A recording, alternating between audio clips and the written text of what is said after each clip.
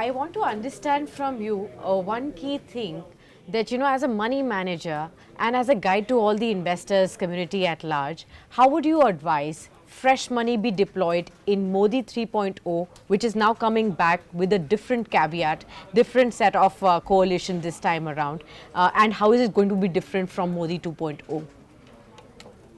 Sakshi, I wish I knew the answer to whether there is going to even be a Modi 3.0. I don't know the answer to that. I will wait till it actually happens. So we are into this predict, don't predict, respond kind of an architecture. So we wait till things happen before we can say they will. But by and large, if you stick to your guns, unless there is something that is violative of the core strategy that you have, for instance, the government stops giving PLI, that changes a lot of strategy and a lot of business goals for a number of companies. But if they were to continue to say, let's do what we are doing, let's continue this on this road, I think these companies will have a huge, growth path from here for the next 4 or 5 years. Now, whether it is a Modi 3.0 or NDA 3.0 or something else 3.0, my core focus here is, are they just going to continue the policy or not? Now, remember that Aadhaar was started by another government, but proliferated by another government.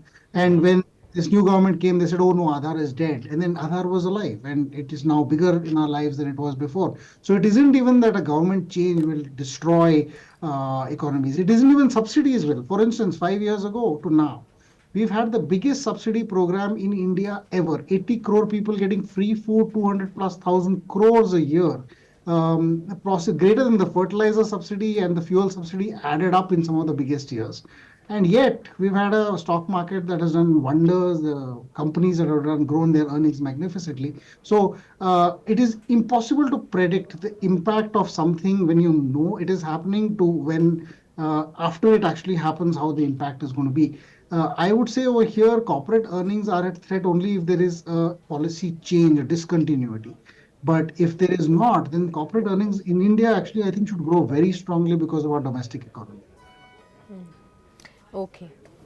Right. Deepak, apart from this, could you also tell us, has yesterday's dip given you any risk rewards in any of the pockets which are favorable? And would you now look at several of the other pockets that have perhaps remained outside of the market rally now to be taking front row, apart from the Modi premium stocks like the PSU stocks, the defense, the railways, where we have seen a huge run up happening? Where is the risk reward really shifting to in the markets? So I think at one level yesterday, the defense and railway stocks also corrected substantially higher. A PSU for PSU financier of the power sector, like a PFC or an REC, fell at 20-25% in the interim. So I think there are opportunities there as well, because it's not like their growth is stalled or is over.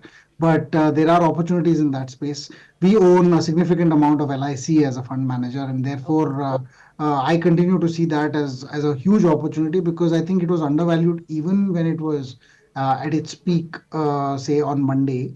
But it continues to be even more undervalued now. So I don't believe that the PSU pack is entirely overvalued as a whole versus, I mean, in the individual pockets of attention that I think it deserves.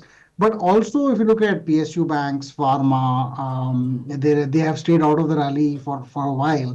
I think they will continue to do well. Some of the domestic manufacturing companies, which are kind of cooled off since January, I think they continue to be attractive, 18, 20 times earnings, sometimes 15 times earnings when they're growing at 25 to 30%. Some of them are small and mid cap, so that's where they're growing. I'm not very fond of FMCG, to be fair. I think FMCG's growth yesterday was just a knee-jerk reaction to the drama that was Deepak, happening. that continues. That continues. It's the top gainer today. Why would you say that you're not such a fan? Because people are not going to use more toothpaste. So yes, we own Colgate in our momentum portfolio, which is more driven by the prices than the fundamentals. But how much more toothpaste do you expect to use? India is not going to get So, I mean, like to a point where toothpaste sales are up 25%, at best 10%, maybe 8%, out of which 6 or say 7% will come from a price rise and about 2 or 3% from population growth, right? So you don't get meaningful growth in many of these FMCG quality companies. They don't deserve to trade at 70 times earnings.